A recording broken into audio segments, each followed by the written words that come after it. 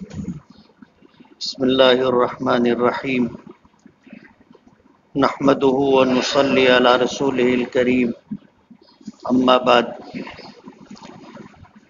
فاعوذ باللہ من الشیطان الرجیم بسم اللہ الرحمن الرحیم ولا تکونوا کالتی نقضت غزلها من بعد قوة انکاثا صدق اللہ العظیم۔ بزرگان محترم اور عزیز دوستو،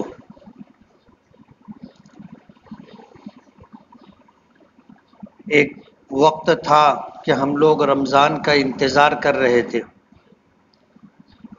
اور آج اس بات کا ہمیں علم ہے کہ رمضان آیا بھی اور رمضان گزر بھی گیا۔ خوش قسمت ہیں وہ لوگ جنہوں نے رمضان المبارک میں روزوں کا، تراویح کا اہتمام کیا۔ اللہ تعالیٰ نے رمضان کا مہینہ عطا کیا تھا، اور پچھلے دنوں یہ بات آپ کے علم میں آ چکی کہ اللہ تعالیٰ نے رمضان کے روزوں میں اور رات کی تراویح میں اپنے بندوں کے لیے مغفرت رکھی۔ حضرت جبرائیل علیہ السلام نے نبی کریم صلی اللہ علیہ وسلم جس وقت منبر شریف پر خطبہ دینے کے لیے چڑھ رہے تھے، پہلے درجے پر قدم رکھا تھا تو حضور نے فرمایا تھا آمین، دوسرے درجے پر قدم رکھا پھر فرمایا آمین، تیسرے درجے پر قدم رکھا پھر فرمایا آمین۔ صحابہ کرام جو نبی کریم صلی اللہ علیہ وسلم کے ایک ایک عمل کو دیکھتے تھے، سمجھتے تھے، اور اللہ نے انہیں اس بات کے لیے چن رکھا تھا کہ اپنے نبی کی ایک ایک ادا، ایک ایک بات، ایک ایک طریقے کو محفوظ کریں اور اسے امت تک پہنچائیں۔ مسلم شریف کی روایت میں آتا ہے کہ اللہ پاک نے جب روحوں کو پیدا فرمایا تو سب سے پہلے جناب رسول اللہ صلی اللہ علیہ وسلم کی روح مبارک کا انتخاب فرمایا کہ آپ کو اپنا محبوب بنایا، نبیوں کا سردار بنایا، اور سارے عالموں کے لیے آپ کو رحمت بنایا۔ سب سے پہلے حضور کی روح مبارک کا انتخاب عمل میں آیا، اور اس کے بعد جتنے انبیاء کرام علیہم السلام دنیا میں تشریف لانے والے تھے، اللہ تعالیٰ نے ان تمام کی روحوں کا انتخاب فرمایا، اور پھر ان تمام انبیاء کرام علیہم السلام کی رفاقت، ان کا ساتھ دینے والے، ان کے ہاتھ پر ایمان قبول کرنے والے اور ان کے کاز اور کام کو آگے بڑھانے والے لوگ تھے، ان کا انتخاب عمل میں آیا۔ نبی کریم صلی اللہ علیہ وسلم کے ساتھ رہنے والے صحابہ کا انتخاب عمل میں آیا تھا۔ یہ اللہ پاک کے چنندہ ہیں، اللہ نے ان کو چن کر کے اپنے نبیوں کا ساتھ اور رفاقت کے لیے اللہ نے ان کا انتخاب کیا تھا۔ حضور پاک صلی اللہ علیہ وسلم کے ساتھ جو لوگ رہتے تھے انہیں صحابی کہتے، اور پچھلے انبیاء کرام علیہم السلام کے ساتھ رہنے والوں کو حواری کہا جاتا ہے۔ تو یہ اللہ کے منتخب کردہ بندے تھے، اللہ کے منتخب کردہ بندے تھے۔ اللہ نے یہ ذمہ داری ان کو دی تھی کہ نبی کی ایک ایک ادا کو دیکھیں، سمجھیں، محفوظ کریں اور اپنے بعد والوں تک پہنچائیں۔ تو صحابہ کرام نے حضور کو جب دیکھا کہ آپ منبر پر چڑھ رہے ہیں اور آمین کہی، تو نماز ختم ہونے کے بعد صحابہ کرام نے پوچھا کہ اللہ کے رسول، آج ہم نے آپ سے ایک نیا عمل دیکھا ہے، اور اس بات کا تذکرہ کیا کہ آپ نے منبر پر چڑھتے ہوئے پہلے، دوسرے، تیسرے درجے پر آمین کہی۔ تو حضور نے اس بات کی خبر دی کہ جبرائیل آئے تھے، اور جب میں نے پہلے درجے پر قدم رکھا تو انہوں نے کہا کہ ہلاک ہو وہ شخص جو رمضان کا مبارک مہینہ پائے اور اپنی مغفرت نہ کروا لے۔ تو میں نے کہا آمین۔ بعض روایتوں میں آتا ہے کہ اللہ کے رسول صلی اللہ علیہ وسلم نے فرمایا کہ مجھ سے جبرائیل نے کہا تھا کہ آمین کہو، تو میں نے آمین کہی۔ جب دوسرے درجے پر قدم رکھا تو جبرائیل نے بد دعا دی کہ ہلاک ہو وہ شخص جو اپنے ماں باپ کو یا دونوں میں سے کسی ایک کو بڑھاپے کی حالت میں پائے اور ان کی اتنی خدمت نہ کرے کہ اللہ مغفرت فرما دے۔ تو میں نے کہا آمین۔ اور جب تیسرے درجے پر میں نے قدم رکھا تو جبرائیل نے بد دعا دی کہ ہلاک ہو وہ شخص جس کے سامنے آپ کا ذکر مبارک ہو، آپ کا نام لیا جائے اور سننے والا درود شریف نہ پڑھے۔ تو میں نے کہا آمین۔ 3 بد دعائیں ہیں۔ ایک بد دعا کا تعلق رمضان سے ہے، دوسری بد دعا کا تعلق ماں باپ سے ہے، اور تیسری بد دعا کا تعلق نبی کریم صلی اللہ علیہ وسلم سے۔ علماء نے لکھا ہے کہ رمضان المبارک اور غیر رمضان یعنی 11 مہینے اور 1 مہینہ رمضان کا، اس میں فرق کیا ہے؟ 11 مہینے میں جتنی عبادتیں ہیں وہ ساری عبادتیں رمضان میں بھی ہیں، اور رمضان میں اضافی طور پر اگر کوئی چیز دی گئی ہے تو ایک چیز اللہ پاک کی طرف سے ہے جسے روزہ کہا جاتا ہے، اور اللہ پاک کا حکم ہے کہ یا ایھا الذین آمنوا کتب علیکم الصیام کما کتب علی الذین من قبلکم، کیا ایمان والو تم پر روزے فرض کیے گئے جس طرح تم سے پہلے لوگوں پر روزے فرض کیے گئے تھے۔ تو روزے کی فرضیت اللہ پاک کی طرف سے، اور رات کی نماز تراویح کا یہ عمل نبی کریم صلی اللہ علیہ وسلم سے ہمیں ملا ہے۔ حدیث پاک میں آتا ہے کہ رمضان کا مہینہ تھا، نبی کریم صلی اللہ علیہ وسلم اعتکاف میں تھے۔ صحابہ کرام نے دیکھا کہ اللہ کے نبی صلی اللہ علیہ وسلم اپنے معتکف میں یعنی جس جگہ آپ نے اعتکاف کیا تھا اس جگہ آپ نے نماز پڑھنی شروع کی۔ تو پہلی رات تھی، صحابہ کرام جو تھے انہوں نے اقتدا کر لی۔ دوسری رات مجمع بڑھا ہو گیا۔ وجہ اس کی یہ تھی کہ پہلی رات میں جن لوگوں نے حضور کی اقتدا میں نماز پڑھی تھی انہوں نے اس بات کا تذکرہ لوگوں سے کیا، تو دوسرے دن لوگ انتظار کر رہے تھے، اور دوسرے دن نبی کریم صلی اللہ علیہ وسلم نے پھر نماز پڑھی۔ اس دن آپ کی اقتدا میں نماز پڑھنے والا مجمع پہلے دن سے زیادہ تھا۔ حضور پاک صلی اللہ علیہ وسلم نے پھر تیسرے دن آپ نے نماز پڑھی تو پوری مسجد بھر گئی۔ اس بات کا چرچا پورے مدینے میں ہو چکا تھا۔ پہلے دن پڑھنے والوں نے بتایا، دوسرے دن مجمع بڑھ گیا، دوسرے دن پڑھنے والوں نے بتایا تو تیسرے دن مجمع اتنا ہو گیا کہ مسجد بھر گئی۔ چوتھے دن لوگ آئے کہ عشاء کی نماز ہوئی، عشاء کی نماز کے بعد انتظار کر رہے تھے اللہ کے رسول صلی اللہ علیہ وسلم نماز شروع کرے۔ حضور نے نماز شروع نہیں کی۔ لوگوں نے اپنے طور پر یہ سمجھا کہ شاید حضور سو گئے ہیں یا مصروف ہیں، تو حضور کو متوجہ کرنے کی کوشش کی، لیکن اللہ کے رسول صلی اللہ علیہ وسلم نے چوتھے دن نماز نہیں پڑھی۔ لوگ انتظار کرتے کرتے چلے گئے۔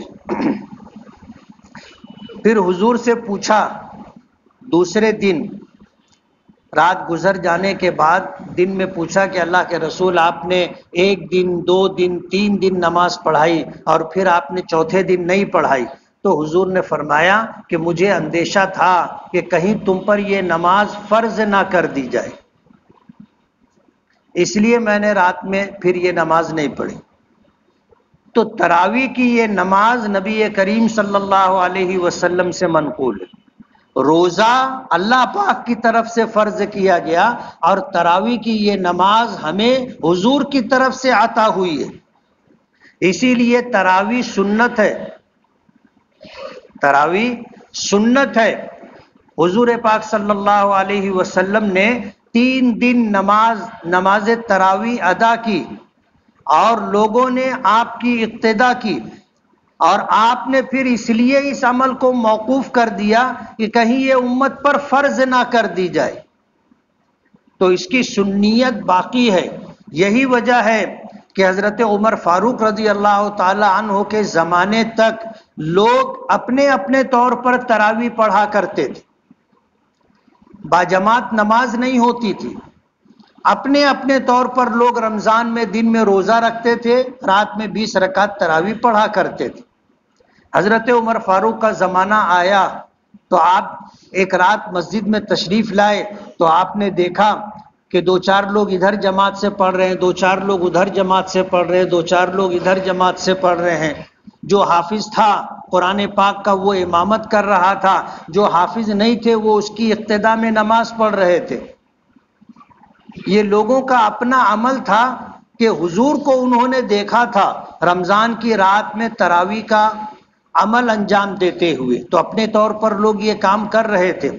حضرت عمر فاروق رضی اللہ تعالی عنہ نے یہ کیا کہ سب لوگوں کو ایک امام کی اقتدا میں لے آئے۔ صحابہ کرام میں جو سب سے اچھا قرآن پاک پڑھتے تھے، بہترین حافظ تھے، ان کو امام بنایا، باقی تمام لوگوں کو ان کی اقتدا میں کھڑا کیا۔ تو تراویح کا یہ عمل آج تک جس طرح چلا آ رہا ہے، یہ حضرت عمر فاروق رضی اللہ تعالی عنہ کے زمانے سے، کہ ایک امام کی اقتدا میں سب لوگ باجماعت نماز ادا کرتے۔ اب ظاہر بات ہے اللہ کے رسول صلی اللہ علیہ وسلم کو جیسے کرتا ہوا پایا تھا اسی طرح اس عمل کو انجام دیا جاتا ہے، الحمدللہ۔ تو دن کے روزے اللہ پاک نے فرض کیے، رات کی تراویح نبی کریم صلی اللہ علیہ وسلم سے ملی۔ یہی فرق ہے 11 مہینوں میں اور رمضان میں۔ رمضان میں اس کے علاوہ کوئی اضافی عمل نہیں ہے، دن کا روزہ رکھنا ہے، رات کی تراویح پڑھنی ہے۔ علماء نے لکھا ہے کہ دن کے روزے اور رات کی تراویح کی تاثیر یہ ہے کہ جو شخص پورے رمضان اس کا اہتمام کرے گا، انشاءاللہ جب لیلۃ الجائزہ انعام کی رات ہوگی، چاند رات ہوگی، اس وقت اللہ پاک ان لوگوں کی جنہوں نے رمضان بھر اہتمام کیا ان کی مغفرت فرما دے گی۔ اور اس بات کا تذکرہ میں نے پیچھے بھی کیا تھا کہ اگر دن کے روزے اور رات کی تراویح میں یہ تاثیر نہ ہوتی تو جبرائیل کو بد دعا دینے کا حق نہیں تھا، کہ جبرائیل بد دعا دیتے کہ ہلاک ہو وہ شخص جو رمضان کا مہینہ پائے اور اپنی مغفرت نہ کروا لے۔ تو ایسا مہینہ اللہ پاک نے ہمیں عطا کیا تھا۔ خوش نصیب ہیں وہ لوگ جنہوں نے پورے مہینے اس کا اہتمام کیا، اور اللہ پاک کے وعدوں پر یقین رکھنا چاہیے۔ اللہ پاک کے وعدوں پر یقین رکھنا چاہیے۔ اس کی وجہ یہ ہے کہ اللہ سے زیادہ سچا کوئی نہیں ہے۔ وَمَنْ أَصْدَقُ مِنَ اللَّهِ قِيلًا، اللہ سے زیادہ سچی بات کس کی ہو سکتی؟ جو بات اللہ پاک کی طرف سے ملے اور جو بات نبی کریم صلی اللہ علیہ وسلم کی طرف سے ملے، اس کے حق اور سچ ہونے میں کوئی شک شبہ نہیں۔ اس لیے ان لوگوں کو خوش ہونا چاہیے جنہوں نے رمضان المبارک کی قدر کی، روزے اہتمام سے رکھے، تراویح اہتمام سے پڑھی، اور اللہ کو راضی کرنے کے لیے، دکھاوے کے لیے نہیں، نام و نمود، ریا و شہرت کے لیے نہیں، اللہ کو راضی کرنے کے لیے جنہوں نے یہ عمل انجام دیا ہے انہیں خوش ہو جانا چاہیے کہ ضرور اللہ پاک نے ان کی مغفرت فرمائی۔ اللہ پاک نے کتنے رمضان ہمیں عطا کیے، اور جب رمضان میں ان اعمال کو انجام دینے سے اللہ پاک مغفرت فرماتے ہیں تو کوئی تو رمضان ایسا ہوگا جس میں ہم نے اہتمام کے ساتھ ان اعمال کو انجام دیا اور ہماری نیت میں کوئی کھوٹ نہیں تھا، تو ضرور اللہ پاک نے مغفرت فرمائی ہوگی۔ مہینہ رمضان کا آیا گزر گیا، رمضان کے روزوں کی اور تراویح کی کیا کیا حکمتیں ہیں علماء نے لکھی ہے۔ سب سے موٹی بات جو سب کو سمجھ میں آ سکتی ہے کہ پورا مہینہ روزہ رکھوایا اللہ پاک نے، تو ایک مہینے کا یہ عمل کیوں دیا گیا؟ علماء فرماتے ہیں کہ جب آدمی روزہ رکھتا ہے، اپنے آپ پر، اپنے نفس پر کنٹرول رکھتا ہے کہ مجمع جانے دو، تنہائی میں بھی ہو، کوئی دیکھنے والا نہیں ہے، اپنے کمرے میں ہے، تنہائی ہے، بھوک بھی ہے، پیاس بھی ہے، اور خوبصورت وفادار بیوی بھی ہے، لیکن آدمی نہ بھوک لگنے پر کھانا کھاتا ہے، نہ پیاس لگنے پر پانی پیتا ہے، اور نہ بیوی کے ساتھ خلوت اور تنہائی ہو جانے کے بعد مباشرت کرتا ہے، اپنے آپ کو روک کر کے رکھتا ہے۔ یہ ایک تربیت ہے، اور ایک مہینہ اس تربیت سے گزر کر کے ہم آئے کہ ہم نے اپنے نفس پر، اپنے آپ پر کنٹرول رکھا، اللہ کے حکموں کی تابع داری کی، کوئی مخالفت نہیں کی، تنہائی کا بھی فائدہ نہیں اٹھایا کہ کوئی دیکھنے والا نہیں ہے، اگر میں نے کھا لیا تو کسی کو کیا خبر، میں نے پیاس لگی ہے پانی پی لیا تو کسی کو کیا پتا۔ آدمی تیار نہیں ہوتا ہے اپنے ان پابندیوں کو توڑنے کے لیے، اللہ کے حکموں کو پورا کرتا ہے۔ جب ہم ایک مہینہ اپنے آپ پر ہم نے قابو رکھا تو ہمیں اس بات کا پتہ ہے کہ ہم اپنے آپ کو اگر چاہیں تو کنٹرول کر سکتے، اللہ کی نافرمانی سے روکنا چاہیں تو اپنے آپ کو روک سکتے۔ کل قیامت کے دن ہمیں عذر نہیں رہے گا کہ اللہ ہم اپنے آپ پر قابو نہیں رکھ سکے تھے، جبکہ رمضان بھر روزہ رکھ کر کے ہم نے اپنے طور پر عملی ثبوت دیا ہے کہ ہم اپنے نفس پر، اپنے آپ پر قابو رکھتے ہیں، کہ ہم اگر چاہیں کہ اللہ کی نافرمانی نہیں ہوگی تو نہیں ہوگی۔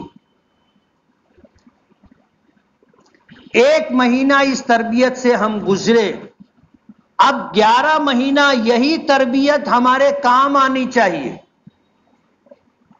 ہم نے نمازوں کا اہتمام کیا، 11 مہینہ 5 وقت نمازوں کا اہتمام ہونا چاہیے۔ فجر کی نماز میں پوری مسجد بھری رہتی تھی، لوگ اہتمام سے آتے تھے۔ ظاہر بات ہے کہ اب اگر آدمی عمل کرنا چاہے تو کر سکتا ہے، اور تیرا ہی جینا چاہے تو باتیں ہزار ہیں۔ آدمی اگر نہ آنا چاہے، سونا چاہے تو سوتا رہے گا۔ تو 11 مہینہ رمضان کے اثرات ہم پر رہنے چاہیے کہ ہم اپنے آپ پر قابو رکھیں، اللہ کی نافرمانی سے اپنے آپ کو بچائیں، اللہ کے حکموں کو نہ توڑیں، اللہ کی مرضی کے مطابق زندگی گزاریں۔ یہ ہمارے اختیار کی بات ہے، اور ہم نے پورا مہینہ اس کا عملی ثبوت دیا ہے۔ قرآن کریم کی جس آیت کے میں نے تلاوت کی ہے، اللہ پاک فرماتے ہیں کہ تم اس عورت کی طرح مت ہو جاؤ جو صبح سے لے کے شام تک روئی سے کاٹ کر کے دھاگے بناتی تھی، اور جب یہ عمل مکمل ہو جاتا تھا تو وہ سارے دھاگوں کو توڑ کر کے پھر اسے روئی کی شکل دے دیتی تھی۔ تم اس عورت کی طرح مت بنو کہ دن بھر کی محنت پر پانی پھیر دی۔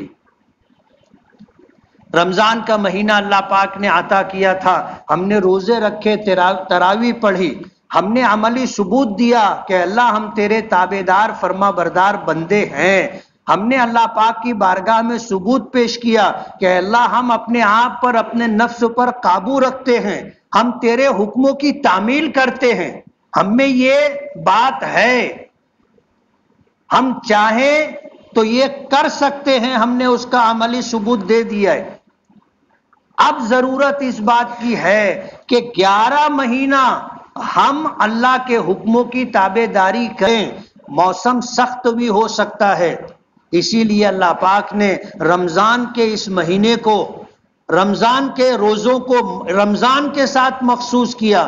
اور اللہ پاک کا ایک نظام ہے، ایک نظام شمسی ہے اور ایک نظام قمری ہے۔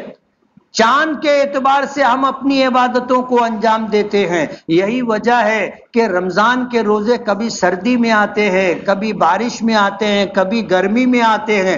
ہر موسم میں ہم اس کام کو کر کر کے عملی ثبوت دیتے ہیں کہ موسم کتنا بھی سخت تو کیوں نہ ہو جائے، اے اللہ ہم تیرے حکموں کی تعمیل کر سکتے اور کرتے۔ اس لیے رمضان تو گزر گیا اور آج دوسرا دن ہے، ایک دن کل عید کا گزرا، آج دوسرا دن ہے۔ اب ہمیں 11 مہینے اپنے آپ کو اللہ کے حکموں کی تعمیل میں لگانا ہے۔ عیدگاہ پر میں نے یہ بات کہی تھی کہ کتنے لوگ تھے جو پچھلے سال عید کی نماز ادا کرنے کے لیے، دوگانہ ادا کرنے کے لیے عیدگاہ آئے تھے، ہمارے ساتھ صفوں میں شامل تھے، آج وہ ہمارے ساتھ نہیں۔ ایک وقت آئے گا کہ ہم بھی نہیں ہوں گے، اللہ پاک کی طرف سے بلانا آئے گا، جانا ہوگا۔